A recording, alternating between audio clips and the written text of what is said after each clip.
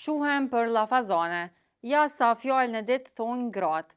Shumica e njerëzve janë të mendimit se gratë flasin shumë më tepër se burrat, dhe tani kjo është vërtetuar edhe shkencërisht. Shkencëtarët arritën në përfundime interesante që treguan se gratë thonë 20.000 fjalë në ditë, në krahasim me burrat që thonë rreth 7.000 fjalë.